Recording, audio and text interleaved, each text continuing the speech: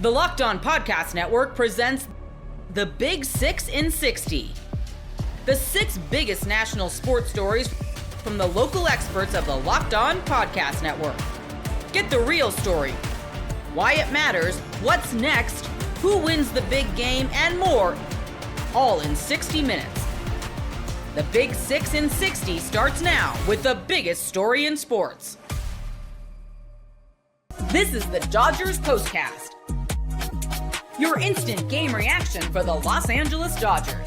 I guarantee you, if the Dodgers, specifically Dave Roberts, would have left Blake Snell in there, that's exactly what would have happened last night. It would have been like lickety split, quick, fast, and in a hurry, stress-free, game over. Now, nothing against Rashee Rice. As I said, there's probably something positive that came out of that for Rashee. I'm sure there is no way that he didn't gain something from that. Like, he didn't get some experience out of it. He's a rookie in the major leagues. He's young. He has never been in that situation before. He's not a closer. Well, he is now, but he's never been one.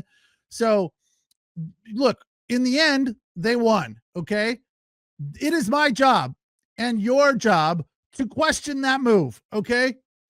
They did it again tonight. And one of the things you have to give Dave Roberts credit for is kind of learning from his mistakes, right? It was a night last night where a couple of mistakes potentially were made. One of definitely made by Teoscar Hernandez, who owned up to it. Give that dude some credit. He said, I effed up. There's not much to say. Made a mistake. You know, Dino Abel told me to go. I made a mistake. I missed it. I screwed up, you know? So that's all you can ask for. Then tonight, he's like, well, last night we got away with it. Tonight, though, let's see what happens here. Rashee came out and just mowed them down. Good morning, good afternoon, and good night in the 9th inning. A complete game. As Brian Anderson said, that is like the dodo bird, a very rare bird. You don't see complete games in baseball hardly at all, especially not in the postseason. The last time the Dodgers had one, 2004. So it has been a minute. This is the Locked On Player of the Game, Kike Hernandez. No, he's hot again, still hot. Just stroking the ball all over the yard. 2 hits, 2 runs scored, walked once, so on base 3 times. Dude is just all about October. His OPS in the high 9s, but tonight's player of the game. I mean, do we even need to say it? Rashee Rice. Rashee Rice. Yoshinobu Yamamoto. 9 complete innings. He gave up a homer on the first pitch of the game and then settled down like immediately. And then the Dodgers got his back in the 2nd inning. Took a 2-1 lead. Teoscar Hernandez tied the game on a home run in the 2nd.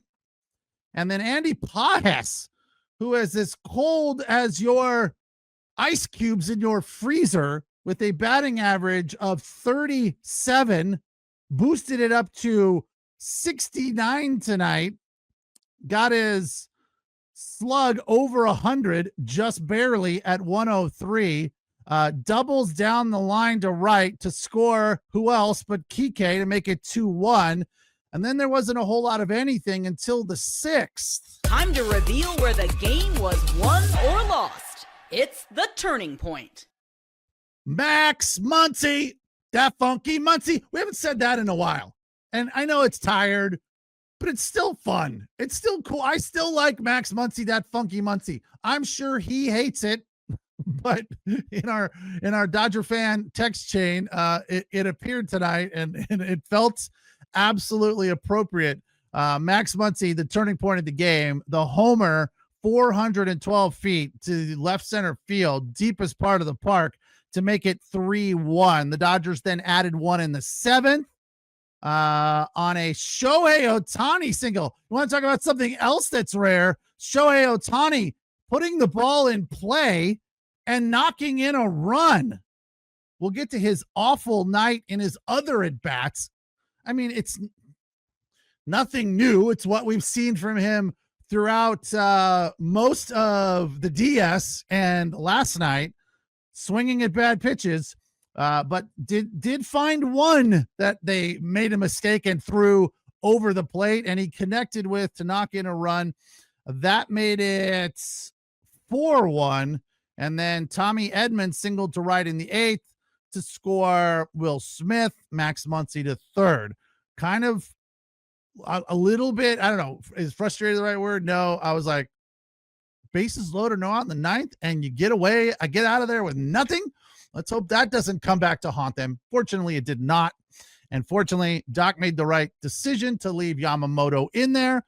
He came in and just mowed them down. Here's what I loved most about Yamamoto's performance tonight. This is what you'll be talking about. Yamamoto throws a complete game. Okay, if you missed that headline, if I buried the lead somehow, Yamamoto throws a complete game in the postseason. He threw 111 pitches. Thank God they did not start in on that. Oh, he threw 100 pitches, got to pull him. I thought it was funny. Ron Darling commented that in Japan, Yamamoto would throw a lot more complete games because they don't have that arbitrary 100 pitch thing, rule, whatever. It is arbitrary. It's an even number, right? But it's very, why is it any different than 99 or 105 or whatever? It's just an arbitrary number. And it's so ridiculous. Drives me nuts. Tonight wasn't a factor because Yamamoto had complete command of the zone. Pinpoint accuracy. That is not something you see all the time. You see it pretty frequently from Yamamoto. He has such command of the zone. When people get hits off of him, when the first pitch of the game is a home run, you're like, what?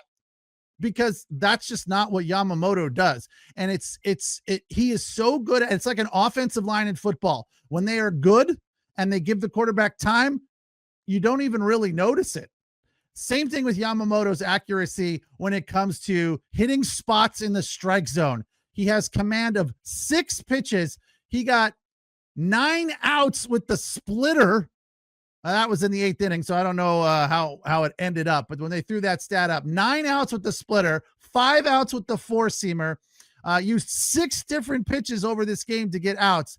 And the command was so accurate. He threw a 4-seamer to strike somebody out in the 8th inning that rode in on his hands. You don't see 4-seamers do that. That's what a 2-seamer does. His 4-seamer has movement, which is just, it's like, it's not fair.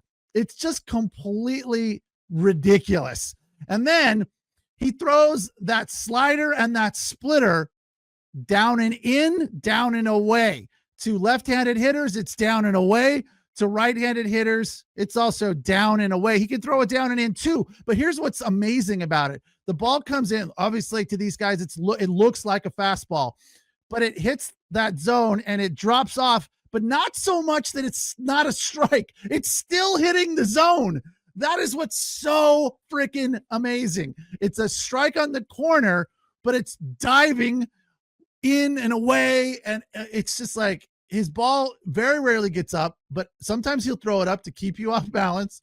And, then he throws that riding fastball on you. That's practically unhittable when he's doing the other things with the splitter and the slider.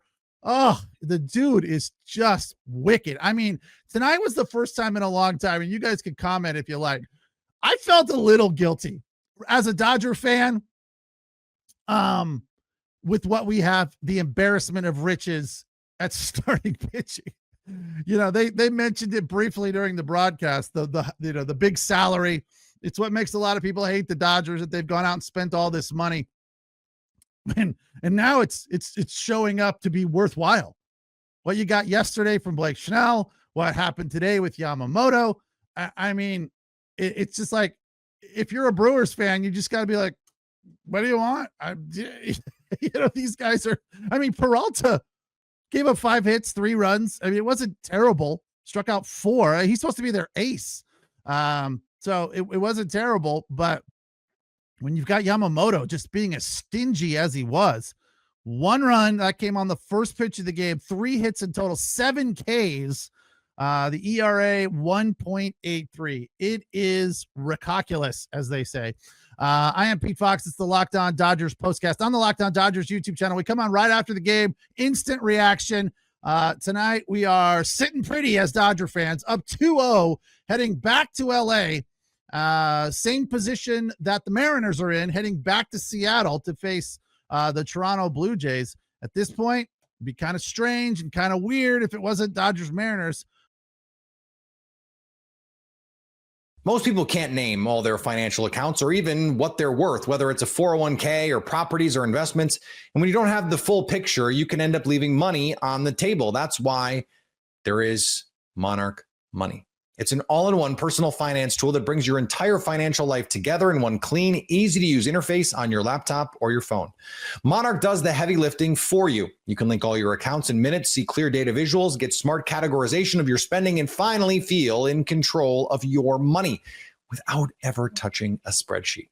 I linked all my accounts to Monarch and immediately spotted a few subscriptions I wasn't even using.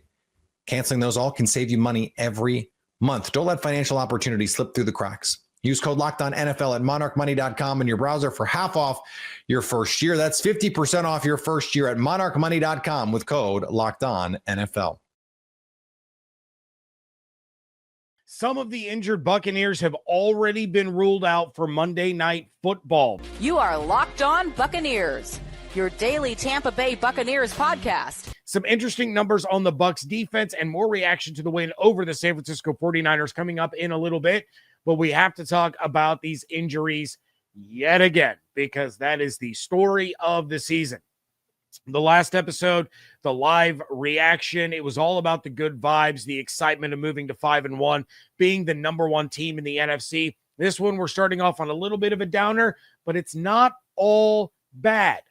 So I've had a lot of people texting me and messaging me about these injuries and asking if the strength and conditioning coaches, as well as the trainers, should basically all lose their jobs. And here's the thing that I have learned about some of these injuries that the Bucs are dealing with. Evans, Morrison twice, Ibuka now, they're all dealing with the hamstring injury. And here's what I've learned about hamstrings, as well as some of the other soft tissue injuries. And again, not a medical expert, but this makes sense. It's that dehydration is something that leads to muscle strains and cramps, which in turn lead to some of these hamstring tweaks and pulls that guys like Evans, Ibuka, and Morrison are dealing with. When you have a team where every player loses 5 to 8 pounds of water weight in every practice and every game, dehydration is going to play a factor. Yes, these are professional athletes and are doing everything that they can to stay hydrated, but it isn't always enough.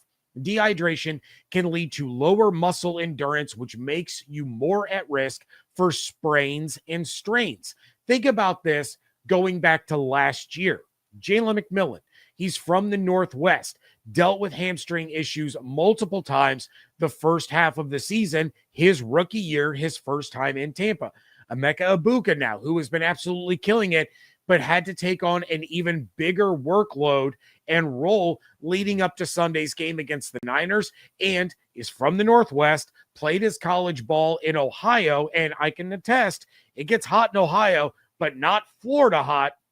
Then you have Morrison coming off of the hip surgery. He played his ball in northern Indiana and is now dealing with his second hamstring injury of the season.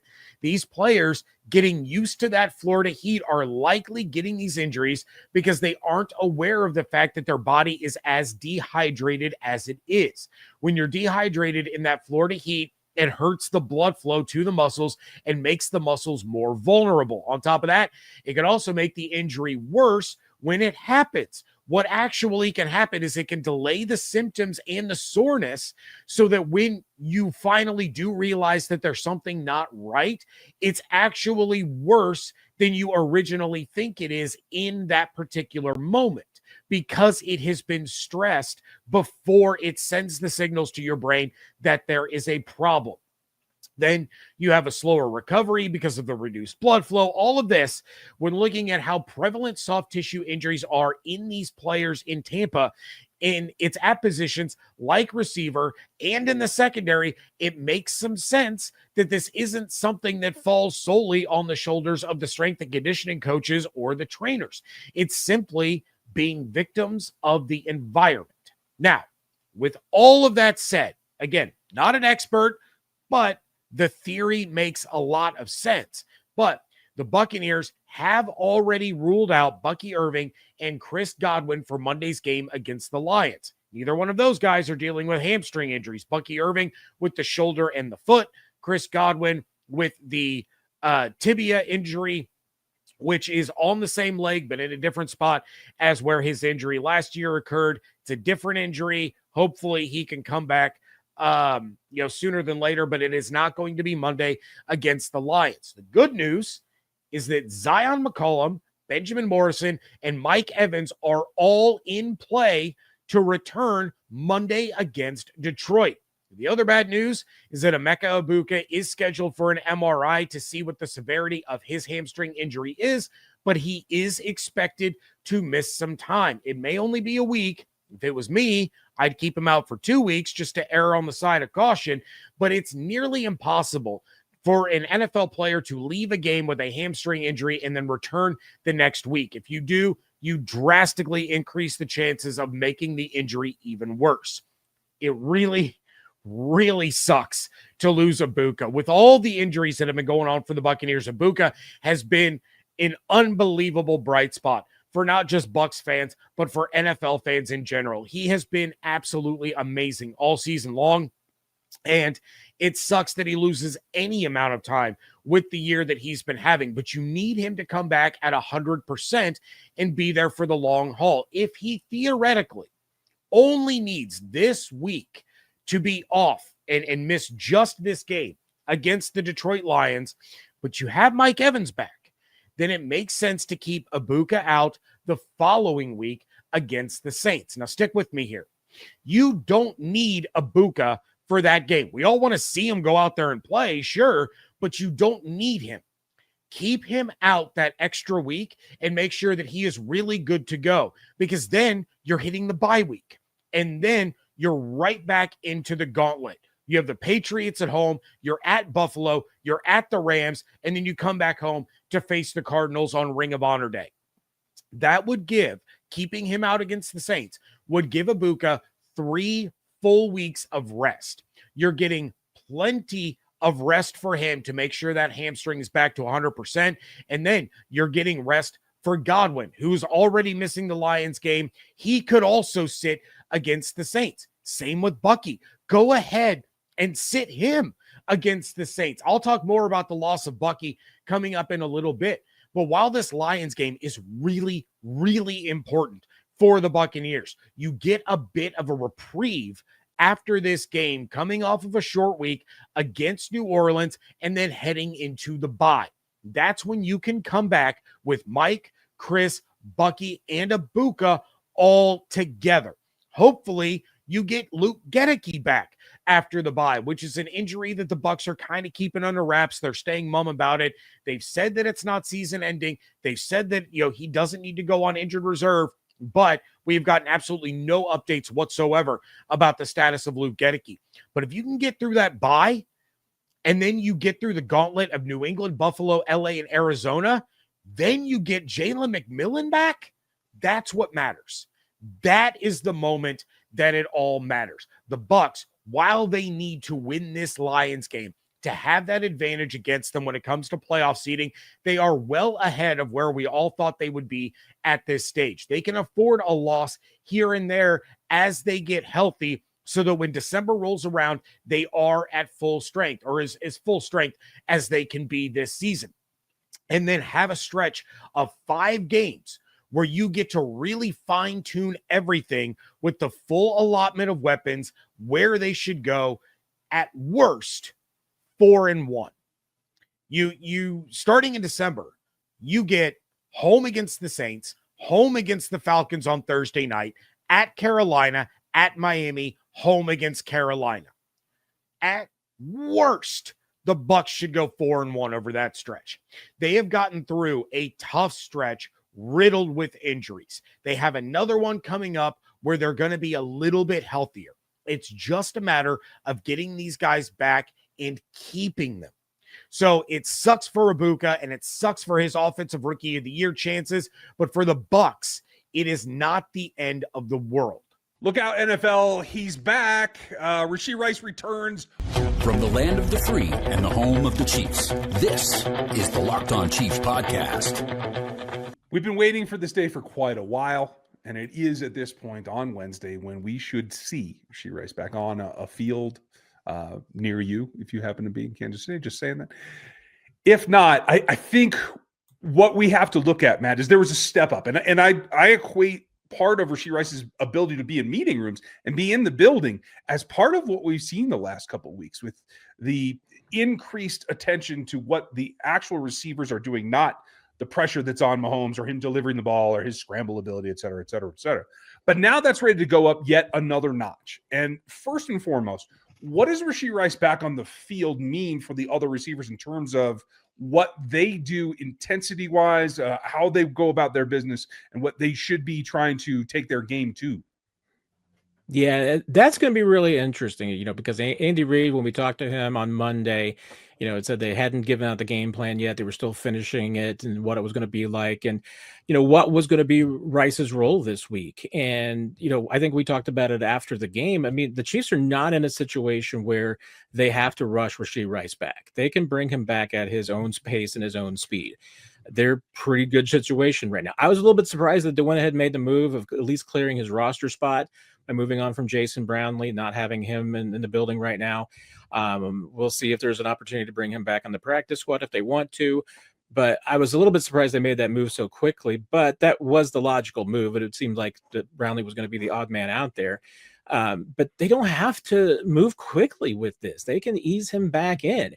Now, I think the thing is that Rice may force himself into the game plan more and more, just depending on how well he plays. But hey, there's probably bound to be a little bit of rustiness. He's been off for 6 weeks. And Andy Reid mentioned he's been working like crazy during these 6 weeks off. They know what kind of shape he's in because he's been in the building, been in meetings. During the last few weeks when he's been able to be with the team, he's not been allowed to be on the field, so hasn't been doing any football activities. That will change this week. Changes on Wednesday. He should be out there at practice. We'll get our first look and see what's going on with him. And also remember the Chiefs are kind of in mid-season mode, so that might also impact a little bit of how they start working Rice in because even last week, and now last week was probably a little bit different because of the Monday night game, but the Chiefs did light, no helmets, no pads on both Wednesday and Thursday. That's normally a Wednesday in, mid-season form. But if they did the same thing this week for any reason, you're talking about really no pads, no helmets for Rice on, Wednesday and Thursday. I mean, that's a little bit of your ramp up time. So I'll be interested to see what kind of practice this team has on Thursday. That might go a long way towards at least kind of giving me a clue about how ready Rice is because he might not take his first hit until he's on the field on Sunday.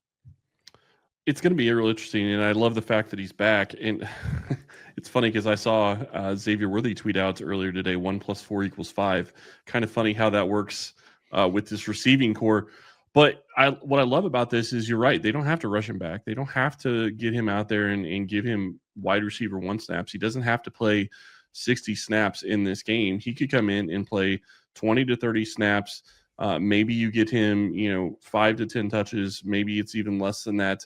But you get him going and you get him ready for whatever plan you have over the next couple of weeks. But the better part is you play against a Raiders team where you absolutely, I don't think, need Rashee Rice to be heavily involved in this game plan to feel like you could win against the Raiders. Then you face off against the Commanders the week after that, and then you face the Buffalo Bills after that. So you have games you can ramp him up and you can have him ready for that Bills game. But then after the Bills game, you have a bye and you can, readjust and do whatever you need to after that. Yeah, and you may one of you guys may have this number. I was trying to bring it up because if I'm not mistaken, I think that the Chiefs just came off having one of their lowest percentages of 11 personnel during the week against the Lions, which is kind of ironic. Yeah, Kelsey played 70%, and I think Gray played 75. So yeah, I mean, it's a little ironic, considering that you're now going to be thinking to yourself, well, you want to be 11 personnel all day long with 1, 4, and 5 out there. So maybe you're just not giving the Raiders a lot of scouted looks to see. Certainly with Rice being back, you're going to be able to do new things. And that's where I think that there's a couple of things that Rice's return impacts me, that's one thing for sure. The Chiefs, I mean, it's not going to be a brand new offense, but there's going to be new wrinkles that they haven't shown during the first 6 weeks of the season. So defenses are going to have to deal with that. They're going to have to now go back and look at a lot of Rice film from the past, which remember, they don't have any really from last year for a couple of games. But you're going to have to go back to school a little bit and kind of project what the Chiefs are going to do. So there's going to be some new wrinkles, and there's also just going to be some new wrinkles too, I think, as far as the Chiefs working in more guys after the bye week, because that's going to be the natural time for some of the rookies that you've been bringing along slowly. And the guy I'm looking at on offense, obviously, Rashee Smith. I mean, if all of a sudden you've got an offense where you got two guys like that, like Rice and Smith, that you're injecting into this offense that teams have not seen all season, I just think there's a lot of wrinkles that you can throw at people. And that's why, I mean, if this Chiefs offense can continue to keep the momentum and the chemistry and the connections that they've had starting to build over the last 3 weeks, if they can keep that together and just multiply it with Rice, and like I said, even a little bit more of Rashee Smith getting involved, this offense, I mean, I don't think it's unfair to compare it to like 2018, 19, and 20. I mean, I think you can already see the distribution being there, because we're talking about Patrick Mahomes getting 9-10 targets, guys targeted every single week. That used to be the par for the course. Ryan, and they need to do it again. Yeah, Ryan, I know you hate this, but I really want to see Rice, Worthy, Brown, Thornton, and Rashee Smith on the field all at once. Oh, that sounds terrible. I know that takes the tight end off the field, but I just want to see that at Juju wants to know when you're going to put him on the field. Yeah, right. Yeah. With Rashee Rice. You want to be multiple? Let's be multiple. It's a good week to go take that on. You might as well throw some things at the Raiders, because you just might as well throw some things at the Raiders. One of the things that I don't like about the fact that it's Raiders week is this team is, I think, because of the anticipation of Rashee Rice, I've seen a lot of talking heads around the country just be ready to write off Tyquan Thornton because he didn't get targeted last week. I would argue they didn't have to target him, and that's why they let it settle down. I don't think there's any reason with Rashee Rice's return, Matt, that Tyquan Thornton won't be on the field. It will be less. Everyone will see a little bit less share. That makes perfect sense. But I still think he is a weapon that has to be in this offense going forward. How do you see it? Yeah, I mean, it'll be interesting because, I mean, Rashee Rice has done some of his best work as a slot receiver. So in that sense, you would probably think that maybe it's going to be Juju that maybe misses out the most. I mean, you're still going to try and find a way to get the other guys out there on the field. But hey, if Rice ends up taking some of the spots at the X receiver outside, that's going to affect Tyquan, because the other side is more than likely going to be Worthy. So whomever Worthy is going to be on the outside in one situation, it's just going to be who's going to be on the outside and who's going to be on the inside. Rice can go back and forth inside. I mean, Juju can a little bit too. Hollywood can do the same thing. Tyquan, for the most part, is going to be an outside guy. So that's the one thing I think that his snaps can be impacted the most, because he's got the least flexibility. But like you said, I mean, there's still going to be opportunities for him. There are going to be packages specifically designed for Tyquan Thornton, because there's going to be plays where the Chiefs want to take some deep shots. And when they want to go deep, that if their intention is to go deep on a play, Tyquan and Xavier are going to be the two guys that they want there on the field. It's interesting. You get into this situation, and I wonder how much the Josh Simmons missing that game really kind of affected the Chiefs' game plan to throw the ball deep, to try to attack in a deeper sense, which would affect Tyquan Thornton more than it would probably a Hollywood Brown or even Xavier Worthy, because they have a lot of different things they can do with Xavier Worthy. So I wonder how much that goes into this. Have you heard anything about Josh Simmons? Is he going to be back this week, or are we still kind of up in the air and wondering at this point? Yeah, it's going to be a wait and see to hear what Andy Reid has to say on Wednesday. He had very little to say on Monday when asked about it in his press conference, and there really haven't been any updates. But I think we will hear something more in the next couple of days, so we'll definitely see what Andy Reid has to say on Wednesday, though. I think when we find that out, it gives us a better picture. But we've been neglecting for most of this podcast so far the other side of the ball. And what we saw as a team there starting to take the next step forward. Definitely not what we expected at the safety position. The corner position obviously coming along as well. With McDuffie being inside, I don't see anything that the Raiders present that means that they have to have one role specifically for Trey McDuffie. I feel like this can be more of a multiple game, Matt. Is there one thing that you want to see Trey McDuffie have to take away? I mean, I'm obviously, once again, I mean, the Raiders have not been terribly scary offensively, and their biggest weapon in the passing game is Brock Bowers, who's been banged up. So, hey, is Jacoby Myers, Trey Tucker? I mean, those are the two targets. Obviously, you're talking about, wanting to take away. I don't know that you necessarily have to match Trent McDuffie up on either one of those guys. I think you can defend them across the board straight up. At least with the Chiefs personnel. So I don't think that there's any one of them that necessarily, like I said, that you're just saying to yourself, you got to get McDuffie on this guy. Bowers is the guy that you'd be concerned about. And I imagine we're going to play a game of hide and seek this week about Brock Bowers. But whether he's going to play or not, I mean, the Chiefs did that with Xavier Worthy. So I mean, sure, the Raiders will try to force the Chiefs to work on Brock Bowers and make you think he's playing till as late as they possibly can. But that's the gamesmanship of the NFL. Well, it looks like from what I can see that Bowers is probably not going to play. The Raiders have a bye week afterwards, so I would be kind of surprised if he's out there. But it's a great question is whether or not he's going to play. But then you look at this Raiders team just in general, and they're not playing at a high rate at all. And this is one of those games where you have to at least have a little bit of concern based on the way that this season has gone so far, that the Chiefs are going to play down to the level of competition that they're playing against, because they have at times done that. Do you think that they've started to turn the corner in that sense? And the return of Rice is going to help that, Matt? I mean, you would hope so, that because the Chiefs have at least shown some tendencies, at least so far this season, to put, bad teams down. Obviously, they've had some tough battles, and there's some of their toughest games, obviously, against good teams, which is normal to be expected. Lions is a game that for the first time they were able to put away a good team. So at least they're trending in the right direction. I think the one strength and weakness that matches up, that's maybe a concern, is that the reason why the Raiders have really been struggling is because they give the football away like it's candy on Halloween. And taking away the football has not been the strength of the Chiefs defense. I mean, they've got a lot of other strengths, but they haven't just been a turnover machine. They just tend to stop people. So that can still be the way you beat the Raiders. It's just that you choke the engine, you stop the run game. And if you stop the run game, Geno Smith is not going to have a good afternoon. I mean, they have to depend on that run game to get anything going on the passing side of things. But you got to turn him over. If the Chiefs go into this and they don't get any turnovers against the Raiders, I'm going to think it's the Raiders get a chance to at least keep it close and see what happens. If they can get 3 or 4 turnovers, Chiefs should run away with this game easily. Sky's the limit, and you got to attack the AFC West as best you can. Now, I went back, Matt, because I wanted to pull that number, and I do expect the Chiefs to go look a little bit normal, obviously with Rice back in more 11 personnel percentage, but I did pull it for you. The lowest percentage that I've ever seen, nearly just a smidge over a third of the plays, 33.9%, the lowest percentage I've ever seen of them in 11. It was just 21 snaps. It was 25 of 12 personnel with the double tights, and there were 4 snaps of the 13 personnel. So that is a significant outlier of what they normally do.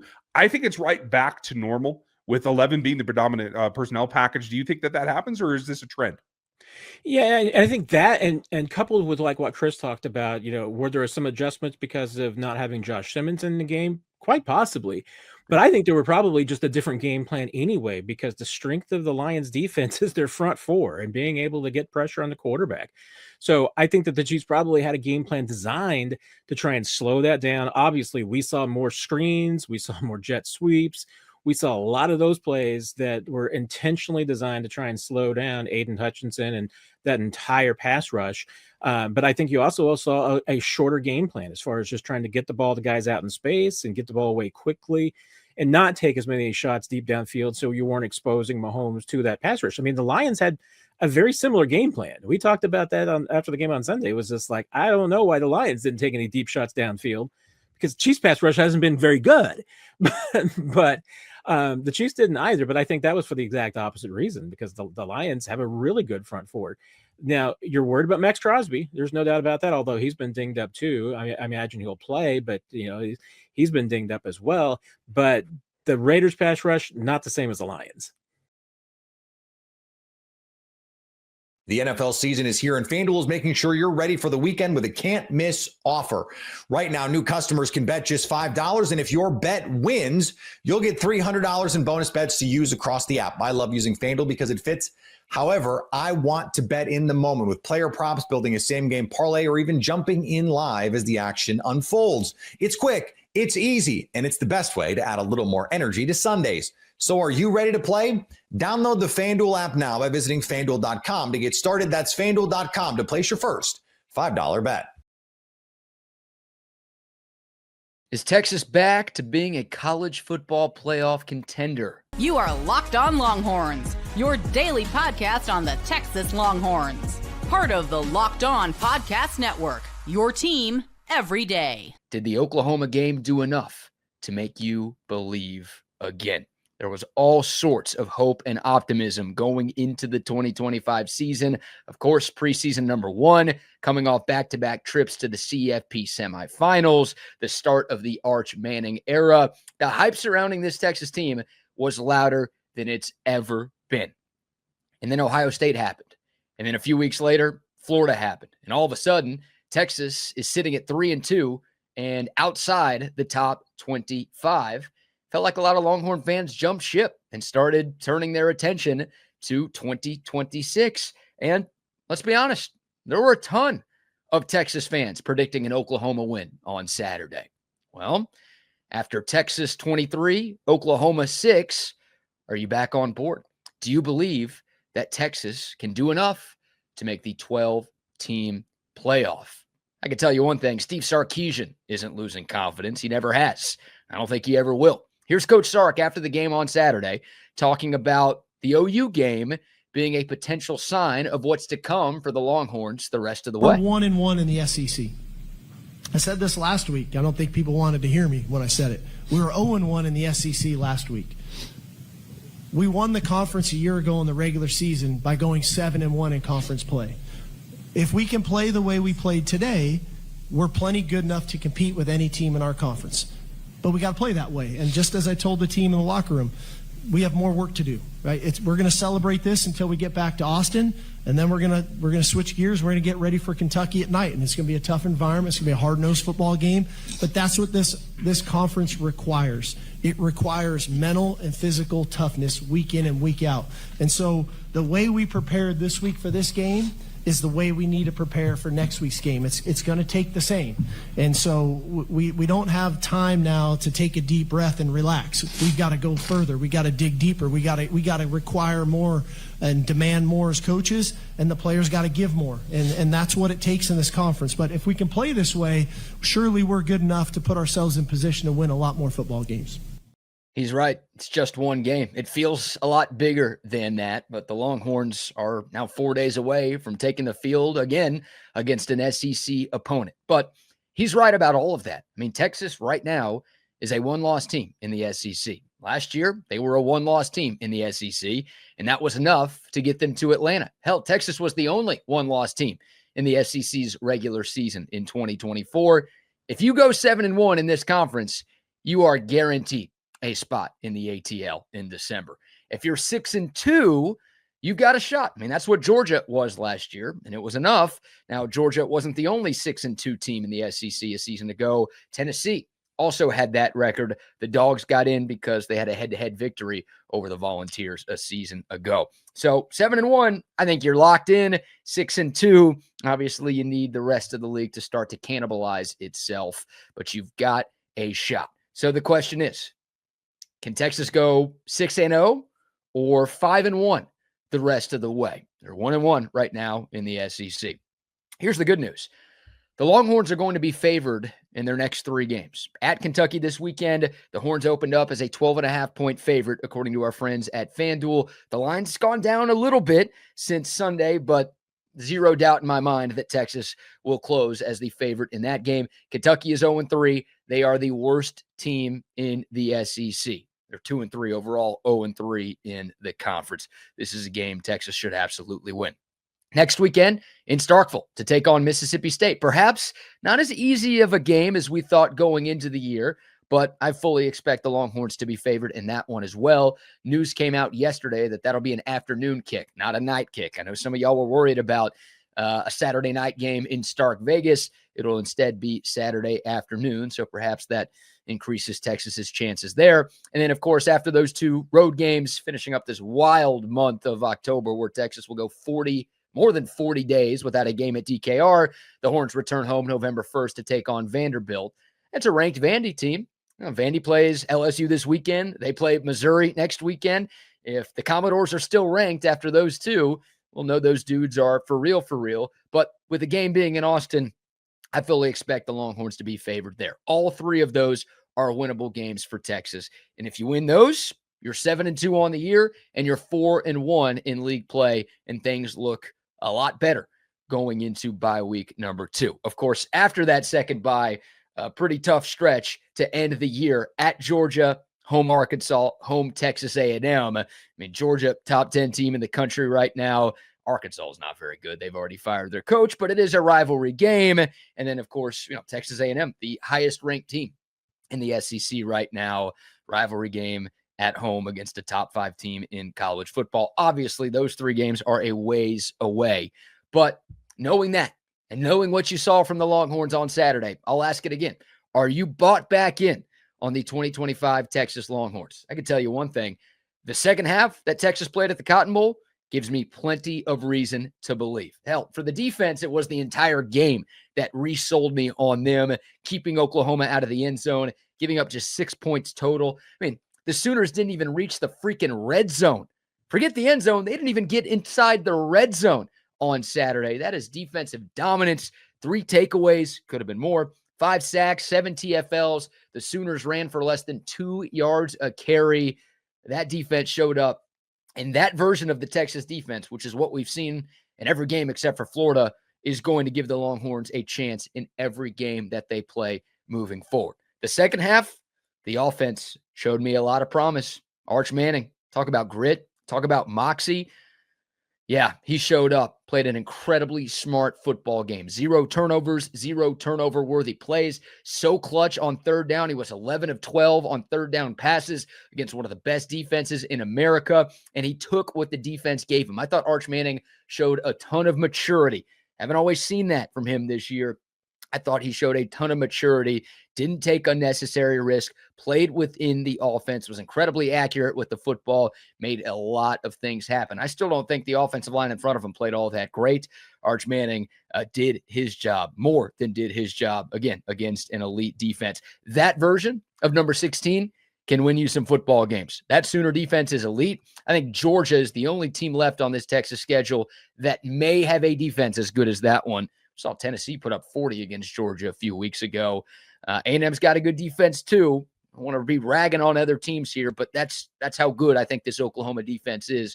And you saw Arch play like that. Trey Wisner had his best game of the year. It's the healthiest he's looked all season. Hopefully you get CJ Baxter back. Sounds like the plan is for him to practice all week and be back on the field in Lexington on Saturday. The new look offensive line, Nick Brooks showing some promise at left guard, only 4 penalties as a team.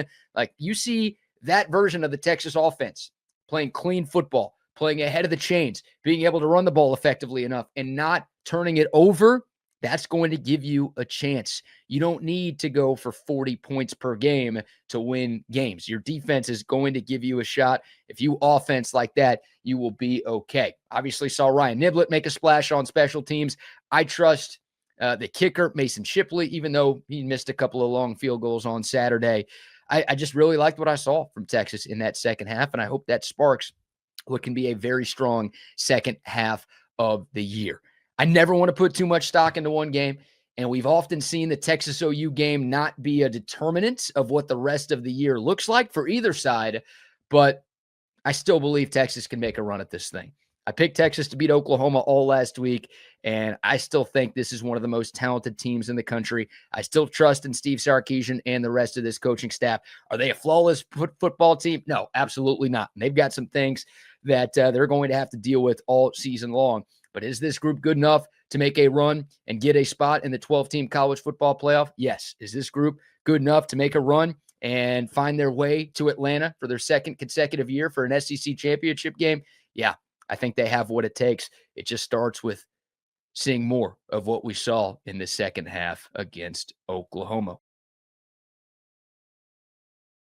Most people can't name all their financial accounts or even what they're worth, whether it's a 401k or properties or investments. And when you don't have the full picture, you can end up leaving money on the table. That's why there is Monarch Money. It's an all-in-one personal finance tool that brings your entire financial life together in one clean, easy-to-use interface on your laptop or your phone. Monarch does the heavy lifting for you. You can link all your accounts in minutes, see clear data visuals, get smart categorization of your spending, and finally feel in control of your money without ever touching a spreadsheet. I linked all my accounts to Monarch and immediately spotted a few subscriptions I wasn't even using. Canceling those all can save you money every month. Don't let financial opportunities slip through the cracks. Use code LOCKEDONNFL at monarchmoney.com in your browser for half off your first year. That's 50% off your first year at monarchmoney.com with code LOCKEDONNFL. Things are not as bad as they feel for Oregon right now. You are Locked On Ducks, your daily podcast on the Oregon Ducks. Dante Moore and Will Stein had bad Saturdays. There is no other way to put it. Do I think the offensive line was great? No. Do I think the offensive line was the driving force behind Oregon's lack of success on Saturday? Also no. Oregon ran the ball to the tune with their running backs of at least 5.4 yards a carry. That's factoring in that De'Aaron Hill was completely neutralized and they couldn't find a way to get him the ball. And then when they did, it was predictable. Indiana was ready for it. And Indiana's linebackers can play.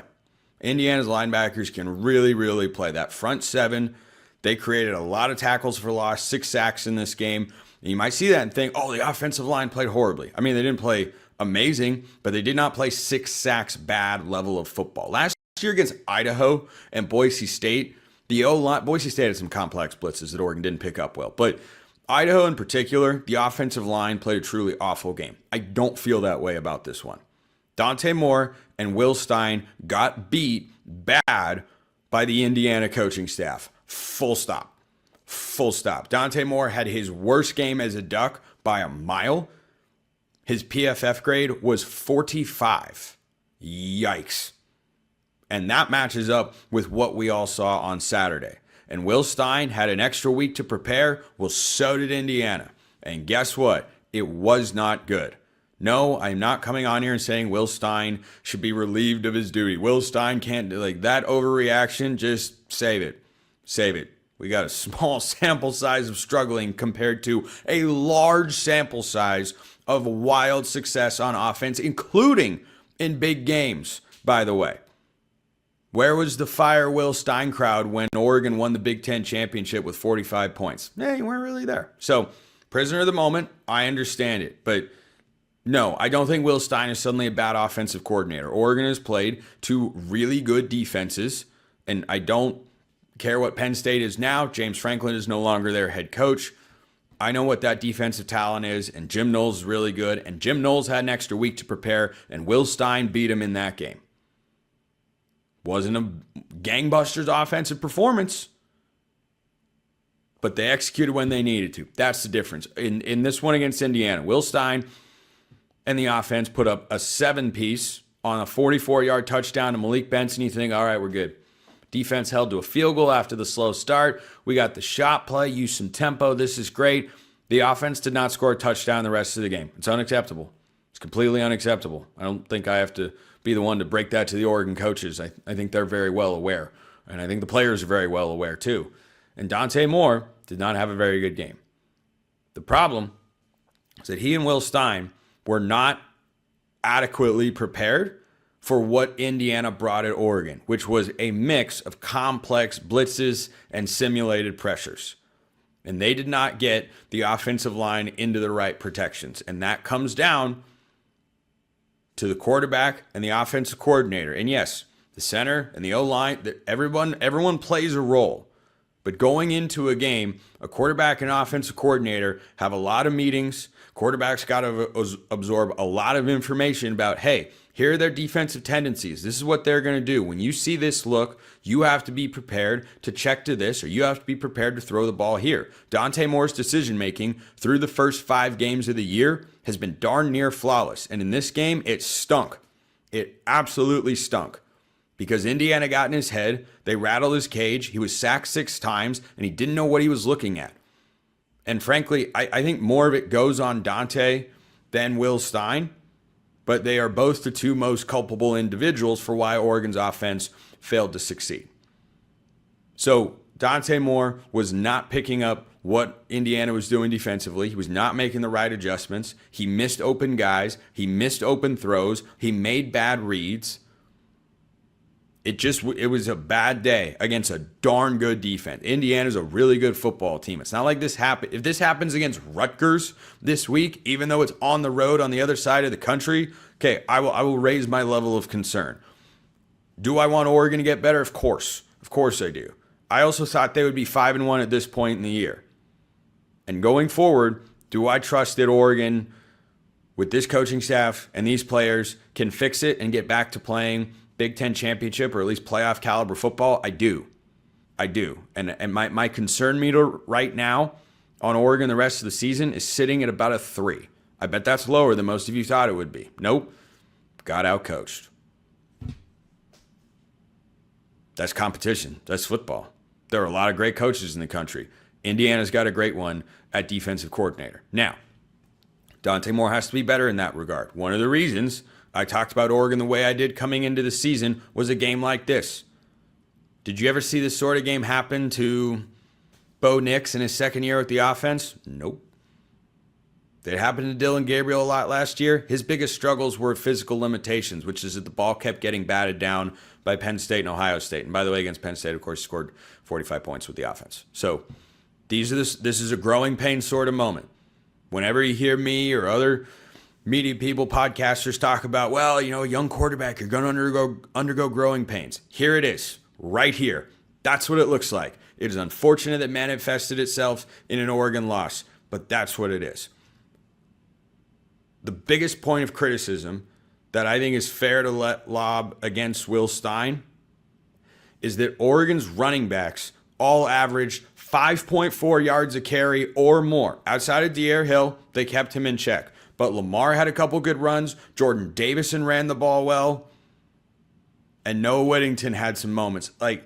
Why was the offense so poor in the points department when you could run the ball?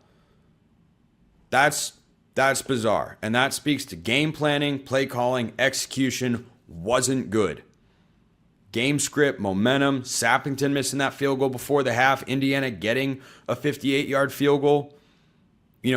I didn't think the defense played its best game. The defense was perfectly fine. Indiana had 316 total yards of offense in this game. 316. That's not a lot. It isn't. And I just don't look. When I went back and watched the game again, I thought, it wasn't a perfect game from the defense, but it was not. I give the offense a D- in this game. They scored 1 touchdown, or else it would be an F. So I give the offense a D- grade. I give the defense B-, C+. My Everdares, no. I'm a really tough grader. C is average. You got to do some good stuff. Oregon's defense did some good stuff. Scored about half as many points as the offense did in this game. So, yeah, I feel perfectly fine about Oregon's defense. There's a concern out there, but that's not the problem. Problem is the offense was not prepared for what Indiana brought defensively. Go to the drawing board, get in the film room, figure out how you're going to be ready for that, because every other coaching staff is going to watch this. Oh, look how they confuse this. You got to find answers. Make an adjustment, go forward. That's it. That's why my concern level's low. I think they can go and do that, but that's what has to happen. The NFL season is here, and FanDuel is making sure you're ready for the weekend with a can't-miss offer. Right now, new customers can bet just $5, and if your bet wins, you'll get $300 in bonus bets to use across the app. I love using FanDuel because it fits. However, I want to bet in the moment with player props, building a same-game parlay, or even jumping in live as the action unfolds. It's quick, it's easy, and it's the best way to add a little more energy to Sundays. So are you ready to play? Download the FanDuel app now by visiting FanDuel.com to get started. That's FanDuel.com to place your first $5 bet. If you're interested in hope for the Cincinnati Bengals in 2025, that Thursday night football game in a couple of days sure is important. You are Locked On Bengals, your daily Cincinnati Bengals podcast. The Bengals are 2-4. They're a few games back in the AFC North. The Steelers 4-1, having had their bye. But they're 1-0 in the division. They're 2-1 in the AFC.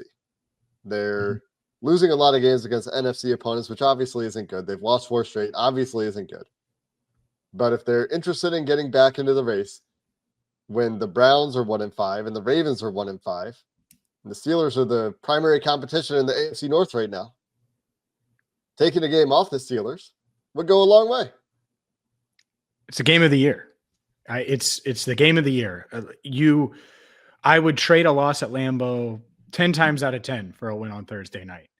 And so for them to play better on offense in the second half, obviously the defense needs to be better. But if that offense comes out and starts where they left off in Lambeau, well, then they have a shot to beat the Steelers. And they need to beat the Steelers. If they beat the Steelers, then they're right back in it. They really are. And if they lose, then I'm going to agree with everybody that says, all right, well, that's it.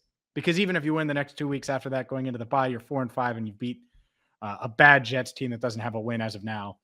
And a Bears team that, yeah, they had a nice Monday night win. But overall, I don't think anyone's buying Super Bowl tickets in Chicago. So this is such a huge swing game for this franchise. And this is why you go get Joe Flacco. He's 11-11 in the regular season as a starter against the Steelers. Jake Browning has gotten his butt whooped by the Steelers in 2 games. And so you get Joe Flacco so you can keep your season alive by winning on Thursday night on a short week when he's been in town for 9 days. Like that's really the reality. I mean, he's going to play 2 games in 9 days since being traded. And you needed to get that Pittsburgh game. You had the tune-up, so to speak, on the road against Green Bay. And there's going to be plenty of Steelers fans in the crowd on Thursday night. So it's not like it's going to be quiet. They need to win this game. This is a kitchen sink game. If I'm Zach Taylor, Dan Pitcher, Al Golden, leave no stone unturned because you have to find a way. Darren Simmons. So I don't care if it's fakes. I don't care if it's a flea flicker where you're actually blocking correctly. I don't care what it is. You need to pull out every single stop, every single thing, every single rabbit out of a hat. Ryan Finley scramble. Ryan Finley keeper on the RPO to beat the Steelers. Because if you do, well, that post-game show is going to feel a lot different than if they fought a 2-5 and the Steelers gain another game on them and this team loses their 5th straight game without Joe Burrow. You're saying read option Joe Flacco. Joe Flacco keeper, 40-yard touchdown. If that's what's going to work, you might need to get him one of those airport walkways and put that on the field, and then maybe he gets there. But it really, this is, for all the dialogue, all the discussion, all of the negativity, and a lot of it rightfully deserved and criticism, rightfully deserved. You can get right back in it if you win on Thursday night. If you don't, then I think the conversation in the dialogue and the discourse on this podcast and really throughout Bengaldom is going to change very much. So much hinges on when Joe Burrow is going to get back. We just have no idea, right? And so without that knowledge, if you're the Bengals, you have to approach it like he's going to get back as soon as possible. And if he's going to get back as soon as possible, then that's why you trade for Joe Flacco and try to win games. I think that has to be their approach. I don't see that they have a choice. But when you point out the way Jake Browning played against the Steelers the last time he had an opportunity to start for this team, and Joe Flacco's career playing against the Steelers, and the chasm separating the success rate of those guys, kind of puts into perspective Mike Tomlin's comments from Monday. Mike Tomlin's like, picking at Andrew Barry and saying, I don't understand what Cleveland's doing, trading a quarterback to a division rival that's struggling at quarterback. And then you think about how he must have been so looking forward to a couple of weeks ago, another shot at Jake Browning after the way Browning played against them in 2023. And then the comparison of, oh yeah, no, Flacco was figuring some things out over the course of that game. Looks like he can read a defense. Looks like he can throw with anticipation. Looks like he can be a guy that's not going to melt down when things get a little bit muddy around him. How different that must be for the Steelers in preparing. And look, I don't expect Joe Flacco to go out there and be amazing. We might have seen his best game as a Bengal in the second half against the Green Bay Packers. That is possible. Could he go out and play better than that? Also possible. I'm just trying to kind of talk about where expectations should be for Flacco. He hadn't played before he got to Cincinnati. Played great in the second half. But he gives you a shot that Jake Browning didn't give you. So that remains true. And I just thought it was interesting when you pointed out how Browning played against the Steelers versus how Flacco's played against the Steelers for his entire career, and put that into context with Mike Tomlin's comments. Well, when you hear Mike Tomlin's comments, those that doubted the Joe Flacco move or poo-pooed it, it shows that the Bengals got it right. Because Mike Tomlin's like, what the hell are you doing giving new life to a division rival that was dead in the water, that was having quarterback issues? Their quarterback couldn't move the ball, couldn't utilize the strength of the team. And so, yeah, I think it's very much a what did you guys do? Now, I'm not saying Mike Tomlin's scared of Joe Flacco, but it gives the Bengals a competent quarterback, someone that can get the ball to their weapons, and it makes them far more dangerous than before, far more dangerous than they looked in 3 games with Jake Browning starting. And they need that to continue. You're right. I mean, it's not like this is Joe Burrow.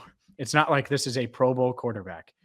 But when you go from what they got for 3 weeks to competent level quarterback play, there's reason to buy in. If Joe Flacco goes out there, plays well, and they find a way to get a win, then it's like, all right, well, they just beat a good team. The Steelers are a good team. Now, the NFL is weird, but you're going to look up and the Steelers are probably going to have 9 wins again. They're 4-1. They win ugly. I'm not saying they're perfect. I'm not saying that Aaron Rodgers is great or that this team is a Super Bowl contender. That's not what I'm saying.